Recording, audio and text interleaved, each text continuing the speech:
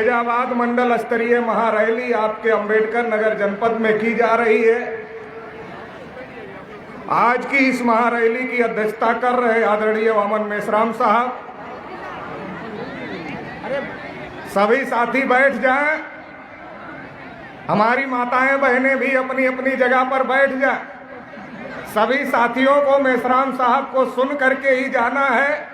मेश्राम साहब के और आपके बीच में हम ज्यादा देर तक अवरोध बनने वाले नहीं हैं। कुछ ही मिनट में मैं अपनी बात समाप्त करूंगा और हमारे तुरंत बाद वामन मेश्राम साहब आप लोगों के बीच में रहेंगे। इसलिए सभी साथियों से अनुरोध है कि वो अपनी अपनी जगह पर बैठ जाए। साथियों, आज ये मंडल स्तरीय महारैली की अध्यक्षता कर रहे आदरणीय वामन मेश्राम साहब। मंच पर उपस्थित तमाम सम्मानित अतिथि एवं वक्तागण और पूरे मंडल के कोने कोने से बहुत बड़ी संख्या में आए हुए मूल निवासी साथियों, भाइयों, बहनों। साथियों, मुल्क के हालात खराब हैं और मुल्क के हालात इतने ज्यादा खराब हैं कि इस देश के अंदर चाहे शेड्यूल कास्ट के लोगों की बात किया जाए तो कहीं मूंछ रखने की वजह से पीट दिया जाता है, कहीं घोड़ी पर चढ़ने की वजह से पीट दिया जाता है। और हालात तो इतने भी ज्यादा बिगड़ गए हैं कि वोट लेने के चक्कर में किसी शेड्यूल कास्ट के व्यक्ति को राष्ट्रपति भी बना दिया जाता है। लेकिन हैरानी की बात यह है कि राष्ट्रपति भी जब मंदिर में जाता है तो राष्ट्रपति को भी मंदिर में प्रवेश नहीं दिया जाता है और मंदिर की सीढ़ियों पर बैठकर राष्ट्रपति को भी पूजा करना पड़ता है। शेड्यूल कास्ट के हालात खराब है। आदिवासियों को उनके जल जंगल जमीन से खदेड़ा जा रहा है।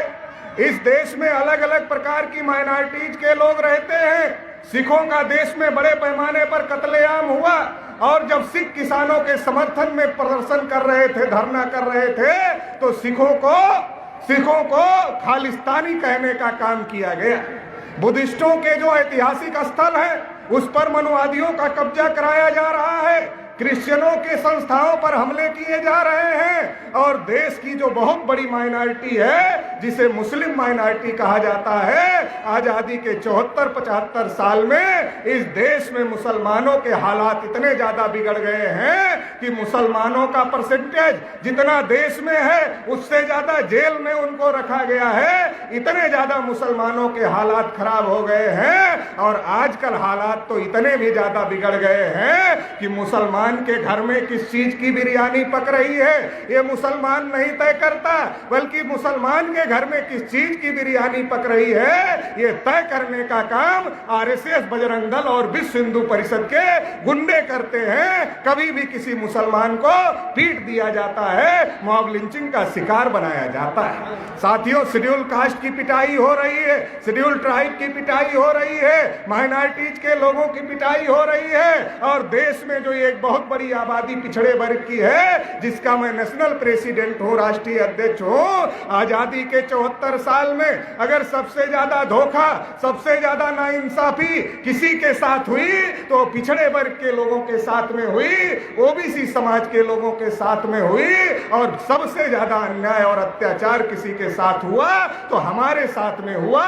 ऐसा मैं क्यों कह रहा हूं? क्योंकि आजादी के 74 साल में देश में जानवरों की गिनती हुई, कुत्तों की भी गिनती हुई, हिजड़ों की भी गिनती हुई, लेकिन देश की जो आधी से अधिक आबादी है जिसे पिछड़ा वर्ग कहा जाता है, आजादी के 74 साल में पिछड़ों की गिनती नहीं हुई।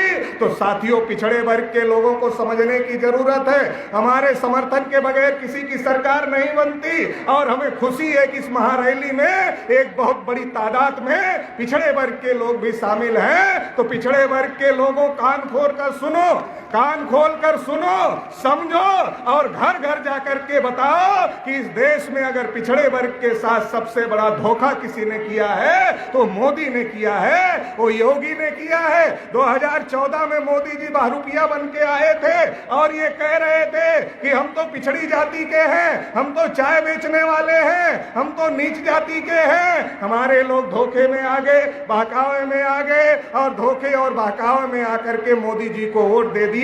मोदी जी देश देश के प्रधानमंत्री हो गए, एक देवगौड़ा जी देश के प्रधानमंत्री थे, जाति आधारित गिनती करने के लिए कुर्सी गंवा दिया। एक मोदी जी अपने को ओबीसी कहते हैं, आरएसएस के कहने पर सुप्रीम कोर्ट में हलफनामा दे दिया कि हम ओबीसी की गिनती नहीं कर सकते। जानवरों की गिनती किया मगर पिछड़ों की गिनती नहीं किया।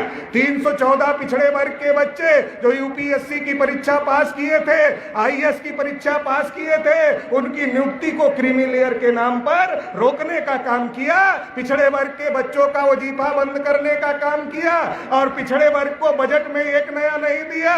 पहले मोदी जी नारा लगाते थे सबका साथ सबका विकास, हमारे लोग झांसे में आ गए और जब मोदी जी की सरकार बन गई तो क्या नारा हो गया?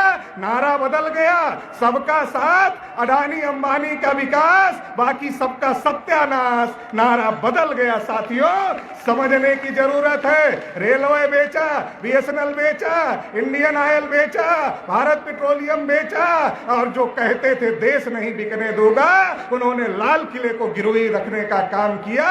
सतर्क होने की जरूरत है, समझने की जरूरत है, क्योंकि जो कौम खुद की हालत नहीं बदलना चाहती, खुदा भी उसकी हालत नहीं बदलता। इसलिए पिछड़े वर्ग के लोगों सावधान हो जाओ, अपनी हालत को बदलने के लिए खड़े हो जाओ। 2014 में ठगे गए, 2017 में भी ठगे गए। 2017 का चुनाव आया, पूरे उत्तर प्रदेश में प्रचार किया गया केशव मौर्य को मुख्यमंत्री बनाया जाएगा।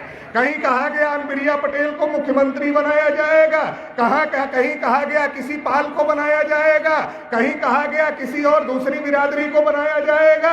पिछड़े वर्ग के लोगों को गुमराह किया गया और पिछड़े वर्ग का आदमी मुख्यमंत्री बने, इस उम्मीद में बीजेपी को वोट दिया। लेकिन जब बीजेपी को वोट मिल गया, बीजेपी का बहुमत आ गया, केशव मौर्य को उप बना करके चुप कर दिया, योगी आदित्यनाथ को उत्तर प्रदेश का मुख्यमंत्री बना दिया। सैकड़ों फर्जी एनकाउंटर इस देश में, इस उत्तर प्रदेश में पिछड़े वर्ग के लोगों के योगी आदित्यनाथ ने कराने का काम किया। साथियों, समझने की जरूरत है, सैकड़ों हत्याएं कराने का काम पिछड़े वर्ग के लोगों का किया। बलिया आपके बहुत दूर नहीं है, प्रतापगढ़ आपके बहुत दूर नहीं है। आपको सब पता है कि पूरे उत्तर प्रदेश में किस प्रकार से पिछड़ों का दमन हो रहा है, उत्पीड़न हो रहा है, उनके अधिकारियों कर्मचारियों के ऊपर अन्याय अत्याचार हो रहा है। और मैं तो राष्ट्रीय पिछड़ा वर्ग मोर्चा की परिवर्तन यात्रा पर निकला था, मुझको किसान मिल गए। मैंने कहा कि भाई क्या हाल है? किसानों ने कहा पटेल जी हाल मत पूछो, हाल तो बहुत खराब है। हमने कहा क्या खराब है? कहा दिन भर तो खेत में काम करते हैं और दिन भर काम करने के बाद रात में भी सोने को नहीं मिलता।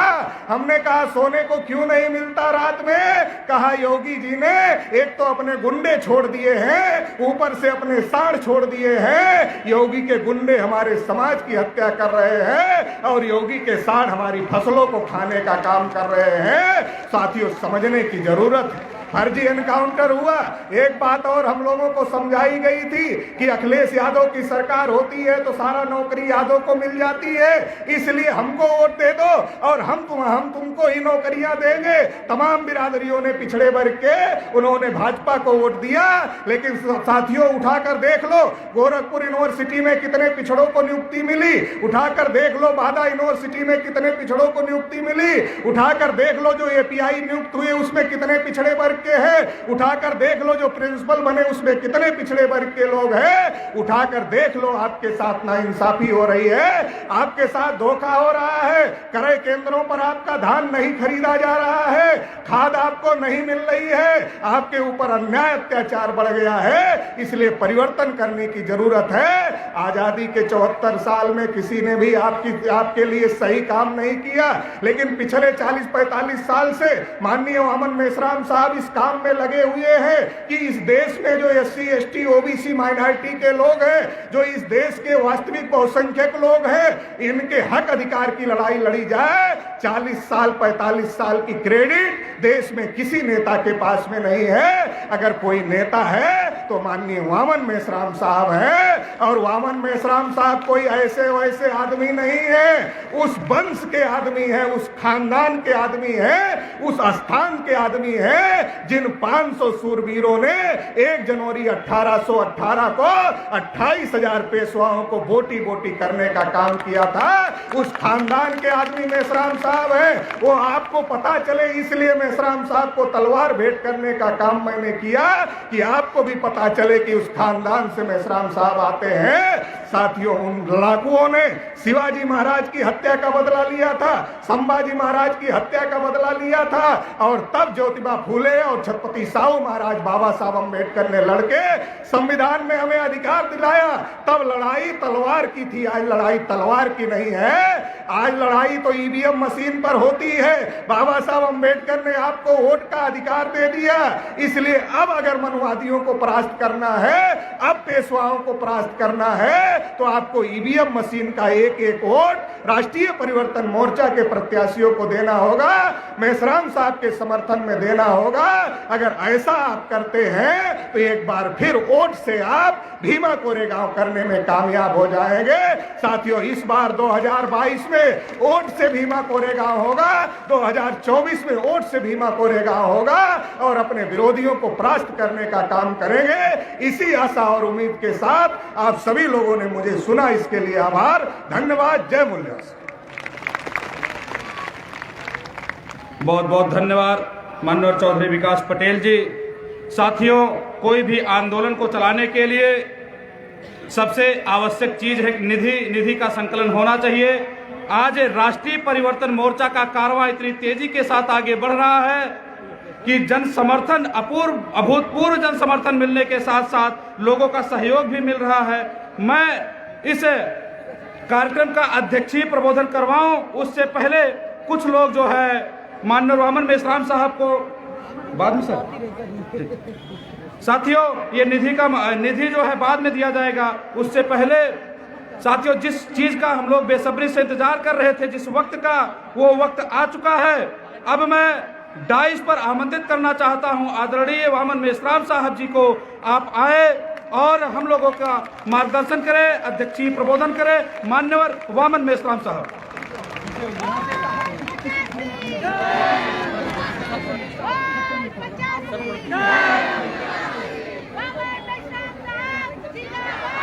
हेलो साथियों, बैठ जाइए।